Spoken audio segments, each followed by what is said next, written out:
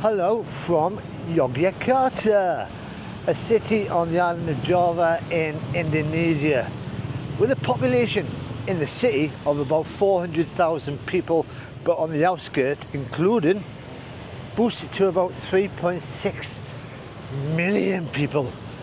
That's a lot. Now, I've been here since yesterday, and today's my first day for going around.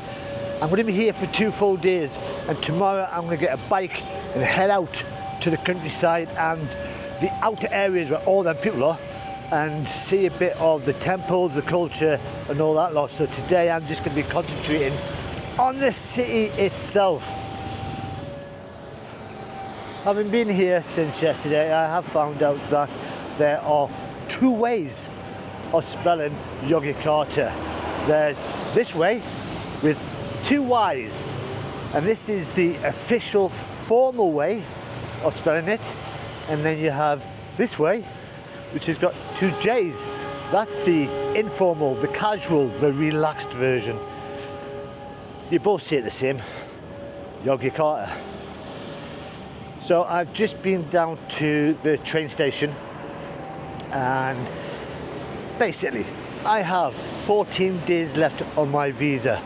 And from Yogyakarta, I need to find out a way of getting a ferry to Batam. Right, no cars around. I've had trouble with ferries before, and on a Twitter account I found a guy who used the ferry from Jakarta to Batam about 2 years ago. I've looked online and there's no evidence of a ferry existing, and I find that with most of transportation within Indonesia, for English people there's not a lot of information, so I have to make a quick decision, and that is why I've been down the train station to find out how to get to various places in the next 7 days. Because if there is no transport, no ferry from Jakarta to Batam, then I need to go to Sumatra, which is the next island up, and get a ferry from there. It's all very exciting, and I haven't got a clue what I'm doing, but that's the way I travel anyway. So we're nearly at the first stop, because I've planned a little route for a change, and it's just up here. I am at the first stop, and just behind me is a travel agent where I've just been in and said, is there a ferry from Jakarta to Batam? And straight away she said, yes, Fridays. Can you check the schedules? Oh, there doesn't seem to be a ferry. So she's not sure as a travel agent if there's a ferry or not, which adds to the mystery. But we're here at the first one, and this is the Tugu Monument. The Tugu Monument is iconic within the city of Yogyakarta. It was built in 1756 originally, got destroyed in an earthquake in 1867 and was reconstructed by the Dutch. Now it's got a Cosmo feel about it, it's been said, and all the way around, although there's traffic, but they are really serious about this. So you've got little dioramas all the way around, which tells you so much history about this monument itself. And then you've got a little diagram to say that it's a UNESCO World Heritage Site, and then a little map to tell you where you can go next. That's really good. So the monument symbolises the Japanese belief in the balance between the cosmos and human life, but it also symbolises the unity of the Sultan, the people and the cosmos. So this road going all the way from the Tugu Monument is the northern cosmological axis, whatever that is. And then when we go over the traffic lights, if I can cross this road safely,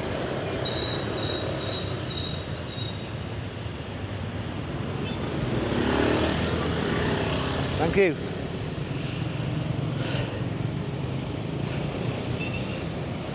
So I am heading back towards the railway station, and that's only because I wanted to go and see that monument. There's not much health and safety around here, you just cross the lines. Hopefully there's no trains coming. Nope. And this leads on to Malioboro Street. And this is the beaten part of the commercial side of Yogyakarta. And this is still part of the northern astrological axis. The name of the street, they reckon, comes from the British Duke of Marlborough, from the times of when British and the Dutch ruled this area. And as I say, it's the commercial hub of the city. There's a lot going on around here. And I do notice that all the bus stations are up high. So when you step onto the bus, there's a big step, so you just walk across. Hello.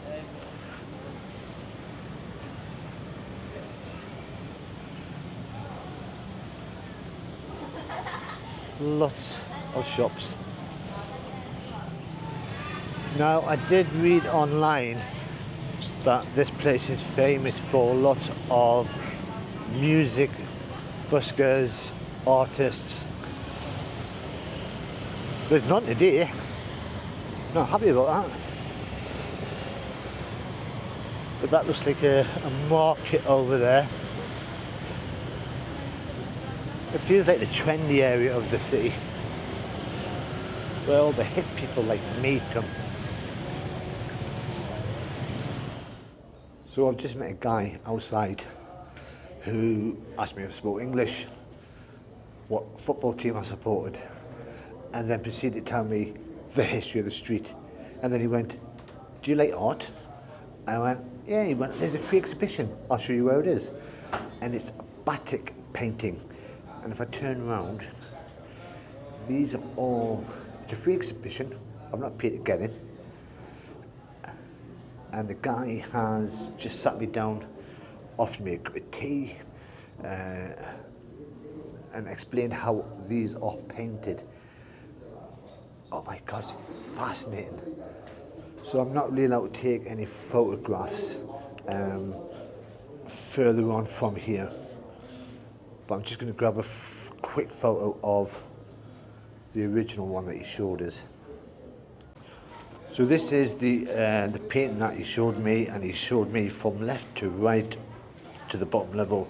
These are the stages that the painting's made, and it's firstly drawn in, then it's added with wax. He didn't want to appear on camera. I asked him for a photograph of me and him, and he went, no. So that was interesting. So I'm going to go back to the road. One of the things that the guy stopped me, said I needed to buy this cake. It's a traditional cake that's just made in Yogyakarta. But unfortunately, I'm out for the next 3 or 4 hours, so I don't want to carry it everywhere. And then the guy who just randomly stopped me told me that this is part of the UNESCO heritage site, this whole street, and between 6:30 and 9 o'clock on a night time, for UNESCO rules, it's closed down to traffic totally.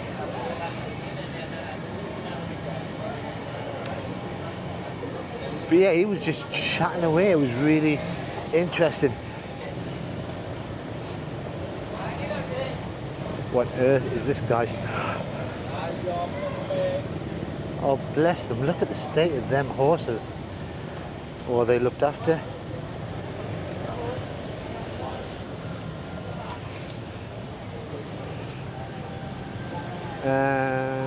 No idea because it's in Indonesian. He's missing a hand.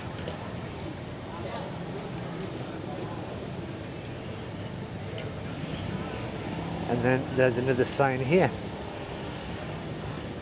which if you look on the other side will be in English. No, it's not. Just, you are here. So I've just looked at the sign again. At the bottom there is English. Basically this is the rules section, approximately 900 meters long. That is the middle portion of the northern axis.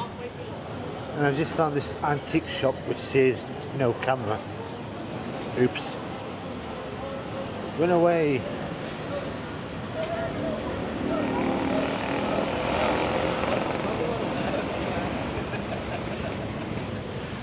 So this is a very touristy area. So you can imagine if they close the roads down in the night time, this place would be so busy.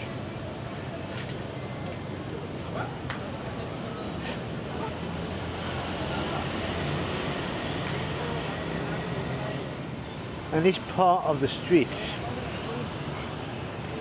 is made into a zone, and each zone is protected. This one's got a hand on. Hello.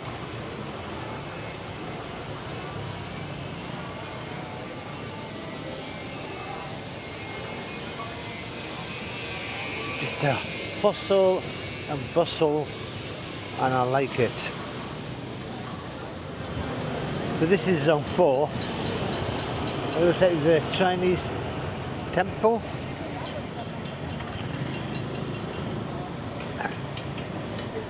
Possibly.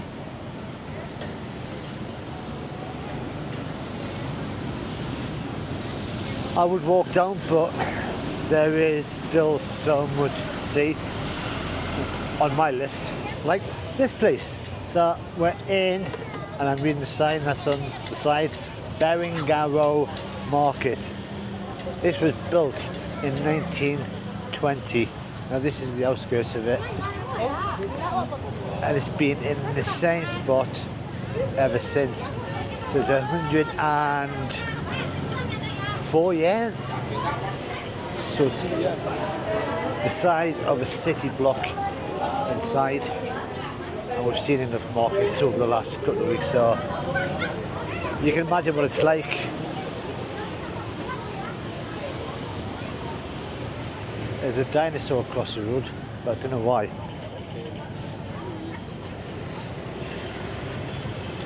And there is so much to see.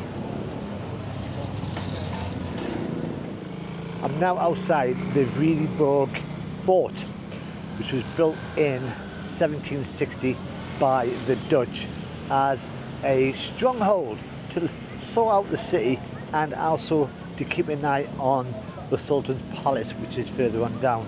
Now this is now a museum which you can go into, and for some reason there are different prices for different times for foreigners. So Monday to Thursday it's 30,000 rupiah. Friday to Sunday during the day is 40,000 rupiah. And then on the night time, Friday to Sunday, it's 50,000. And it's cashless. You can only use your credit card to come in. But I've got my ticket and I wanted to come in, so let's go. Hey mate. Okay. Which one? Thank you very much. Yes. Bye bye.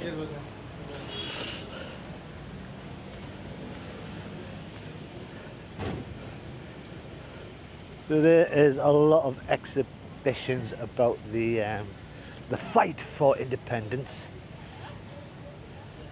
from the nasty Europeans.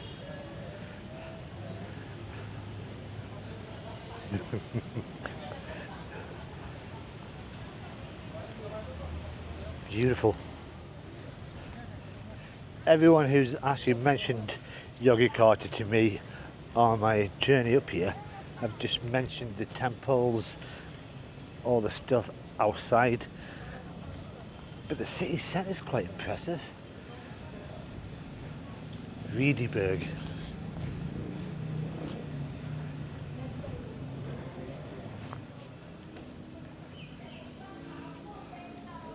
Wow.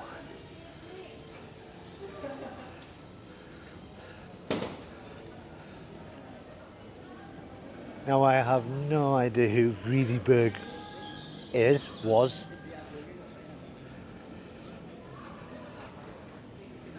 I'm sure there'll be some sort of sign to tell me.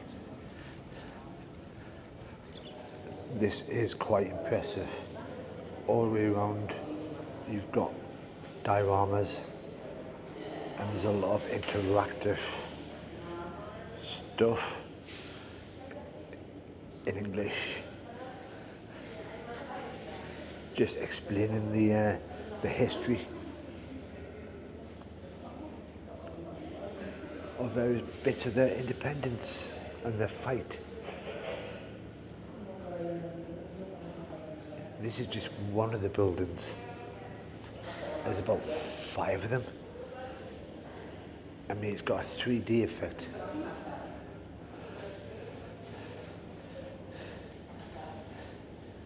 The Allied bombing. I do like to see is the Allied RAF, the Royal Air Force. Yeah, that's the British.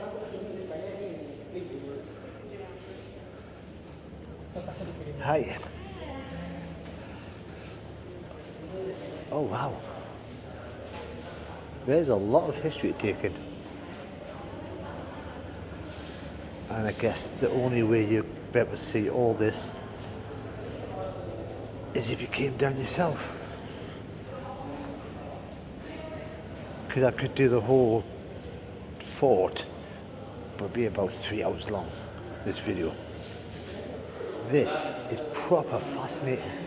It tells you like the whole history of the independence movement and how they've got the independence, how the students and the youth got involved big time through student armies, and there's stuff on the Indonesian Red Cross,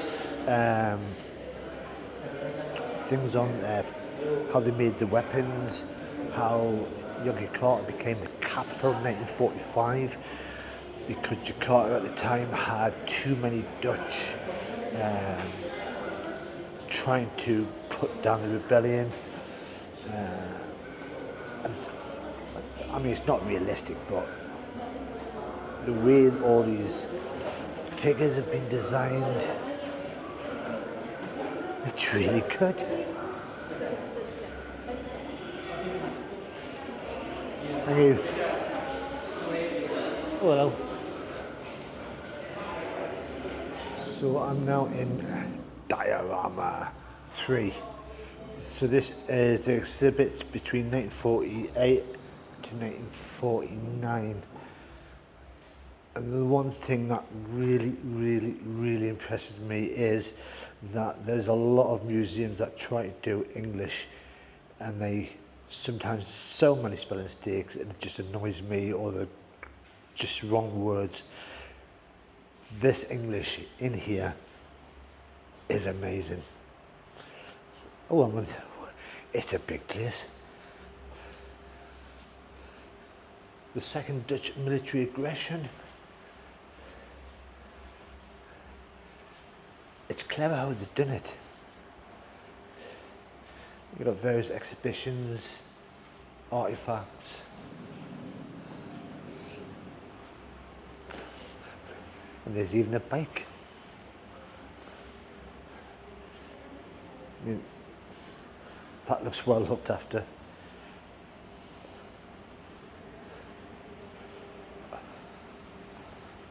Wow.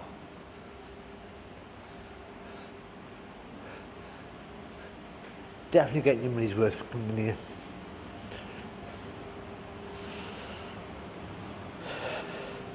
The General Offensive of March the 1st, 1949.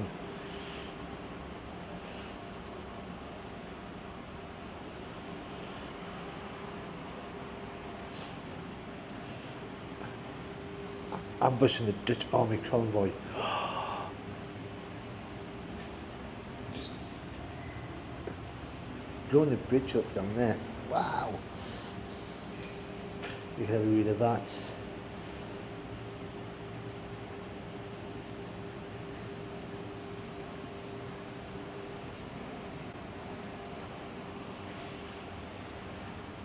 To be honest, I've not even seen the fort yet properly, and I've still not worked out who the guy it's named after is. But yeah, you've got various exhibits. Intimidation and searches of the people by the Dutch army.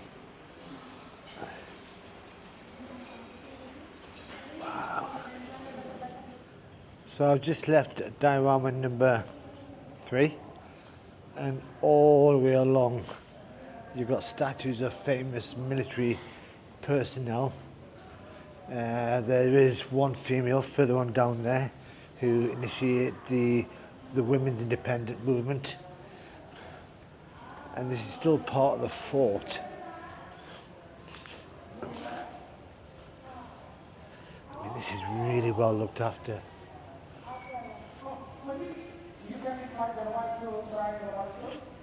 No idea what's happening over there.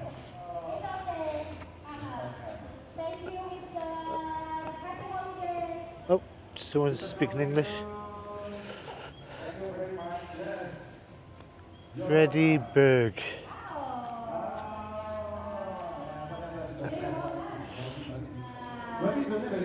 Little play park for the kids. I'm curious to know what this microphone is.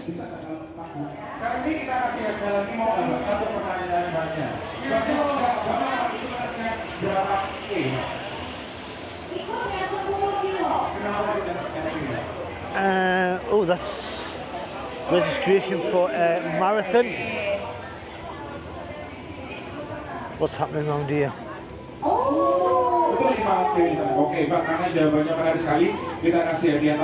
So they have a marathon coming on.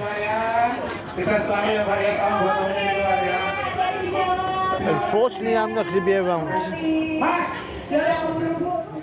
So basically, people are registering for the half marathon, 21k, and as they come through with all their bits and pieces, they're getting interviewed by them two crazy people.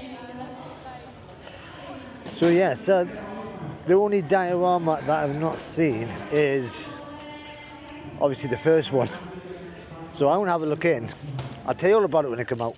So everything in the diorama number 1, which I should have got on first, is all to do with the lead up to the Independence War from like 1840s.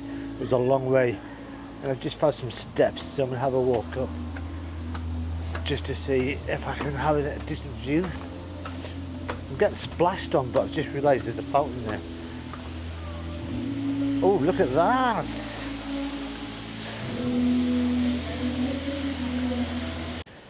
No, I turned it off because of the music, copyright and all that lot. And as soon as I stopped it, the fountain stopped. So I don't know if they just put it on randomly throughout the day. This is a view from up here.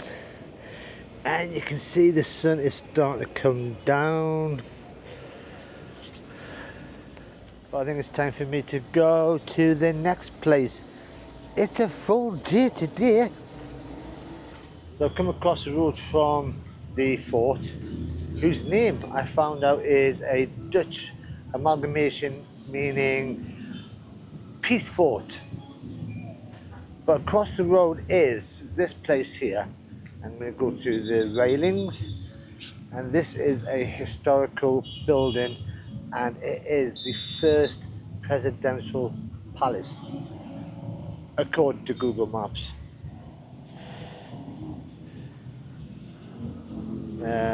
Shall we get a close up?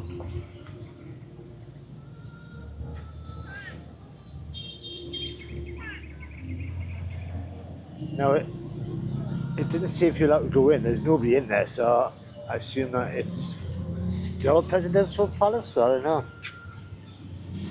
And now we're going to head down to the Sultan's Palace at the end of this road. And this is everything that is on this road here. Everything you've seen today. Beautiful. Now I did find out that the fountains, they were just testing out. They've been testing out more since I left. I tried to get back in to film it. They wouldn't allow me back in unless I paid extra money. But now, wow.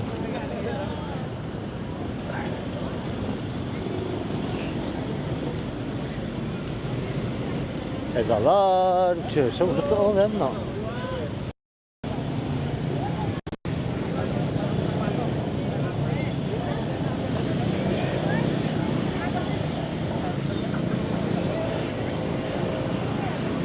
And it's a beautiful place.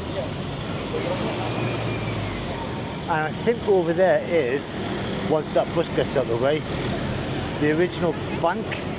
Sorry. People are taking photographs everywhere. Maybe I should be doing the same.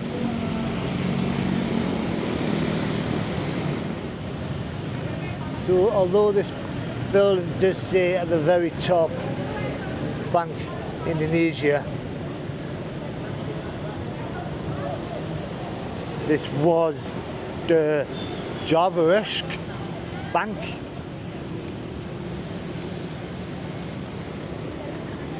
And the costumes still keep on coming out. They're all wearing the same stuff. So there's guys over there by the bollards wearing different uniform but the same. Look at that.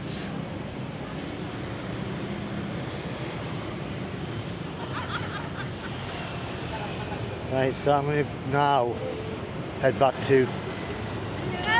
Hello!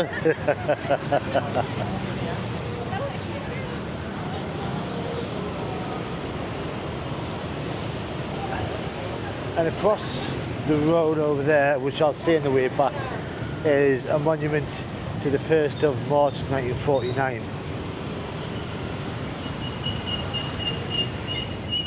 So this is the entrance to the Kraton, which is the royal palace. So this was built in the 18th century. It's the centre of Javanese culture and traditions. Now the Sultan, who lives here, still holds a ceremonial role within Yogyakarta.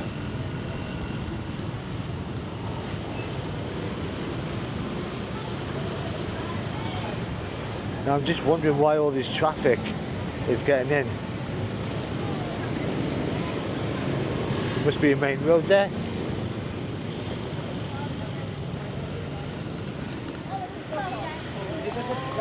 And as you get closer, I thought from a distance that was a moat.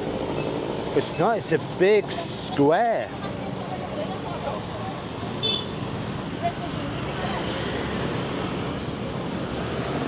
How do you get in? So I've put you through the railings. As you can see, that is sand. You can see footprints everywhere. And according to the map, it's a 10-minute walk to get around to the palace. So I will see you down there. So I've come around all the way. So that is the Alun Alun of Yogyakarta, which basically means an open space. And I'm assuming this is the Sultan's Palace. There's a big queue of people trying to get in. Yeah, it's to get the ticket going. I'm going to try and see if I can get down to the gate and look in. So I'm through the railings at the moment. I haven't been told off yet. And then that's the front. You can just work out. So you can go inside. It is a tourist attraction. At the same time, it's still being used as a Sultan, as his residence. So it's a bit like Buckingham Palace. Doesn't say how much it is to get in though. I actually thought that was the entrance to the palace, but it's not. It's some sort of performance going on in there. There was a sign that says you can't leave until the performance had finished. So I asked someone, what's going on here? So the palace is actually around here. Hi.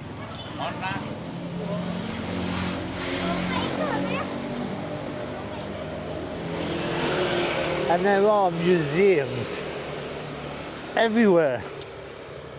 Going around the big parade ground, or the Allen, there's about 2 museums are past. There's another one there.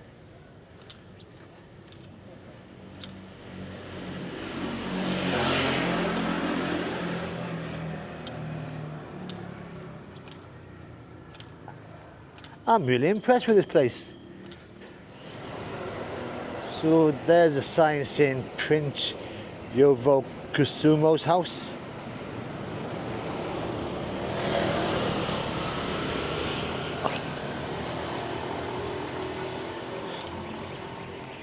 And there's a clock with the correct time on, which is quite unusual around here in Indonesia. So there you go. This clock was a present from the Association of Officers for the Government and the Chinese people.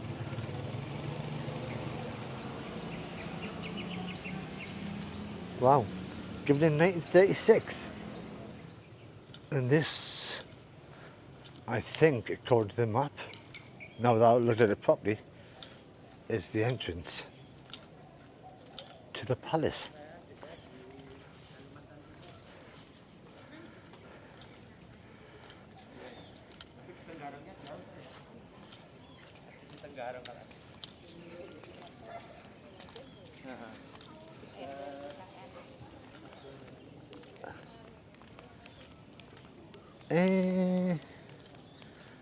Where am I going?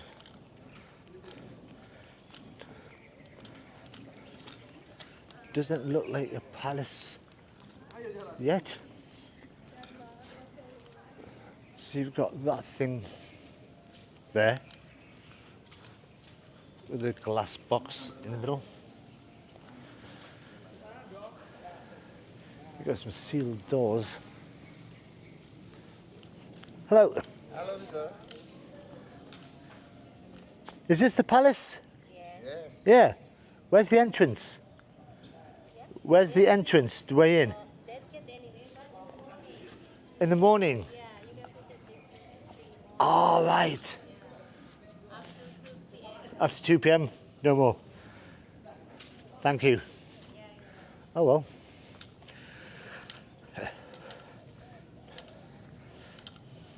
Maybe if I bang on the door, they'll let me in.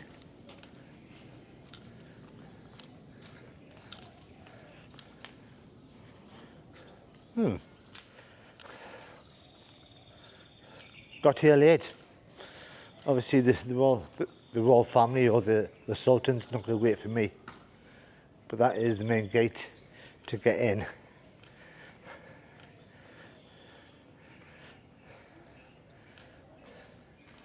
Sentry box.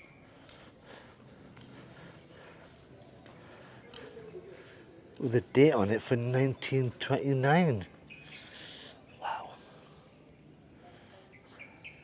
So just by the main gate, just there, you've got this thing here, which is quite important, only because it says don't step on. So I'm not going to bother.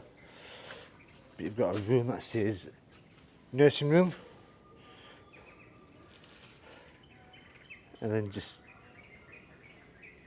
maybe this is where the Sultan comes out to have a barbecue on the night time. Who knows?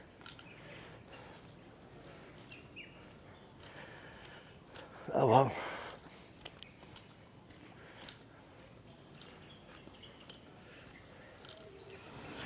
So the Sultan is the Sultan of Yogyakarta. Yogyakarta is a special region within Indonesia. So he is the Sultan of just the city. Now the complex that you just saw was built in 1755 and 1756.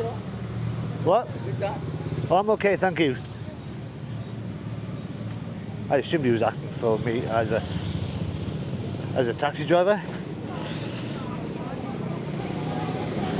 So yeah, it was built way back in the past, in June, the 20th of June 1812.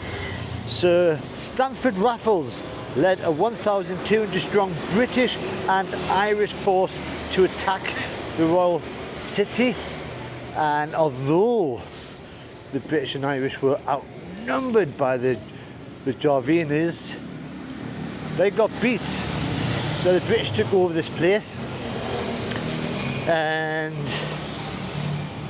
after a couple of years handed it over to the Dutch. That was a short history. I was trying to read from Wikipedia and walk and talk at the same time. So much happening. And I'm just watching these guys. They've got swords in the back. I don't know if it's... I assumed it was plastic, but they're not. They're real. I need a selfie with them. And it worked. I got a selfie. This is it. I did ask him to bring the sword out, but he said no.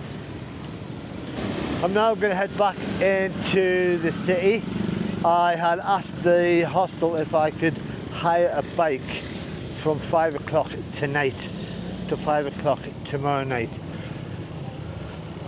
so that in the morning I could wake up and just leave straight away to the outskirts, because I want a full day instead of just waiting around for a bike to be delivered. So yeah, there's another museum over there, and that is a mosque museum. So much going on, and only one day to see everything, and it's not enough time.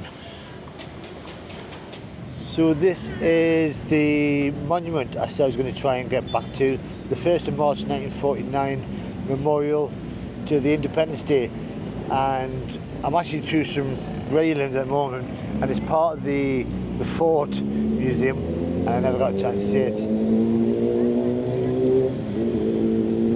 But it's very impressive. I mean, the grounds on this side. Never walked down this far. And then just before I started filming, you got these people over here doing a bit of singing and dancing. Let's go and see them.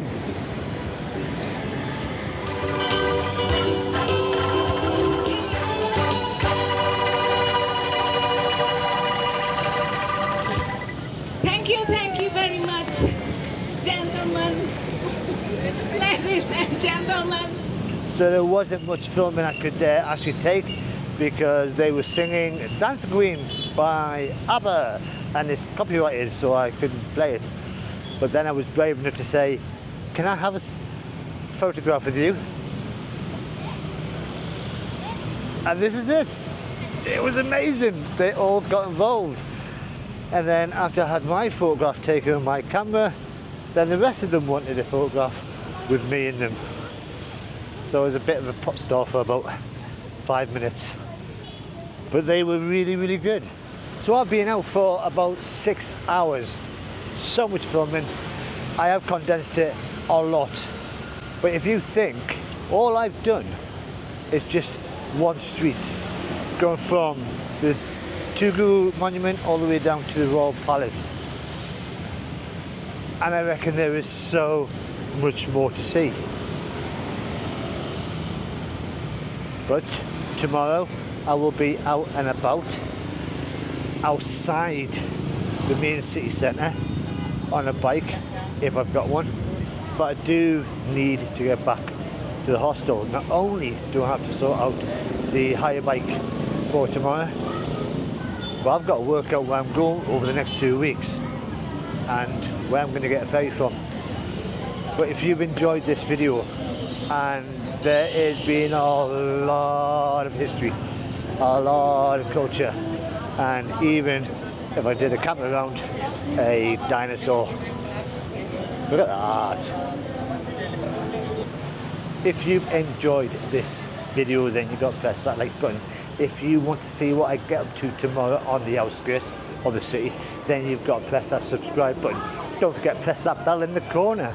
But until the next time, bye bye for now.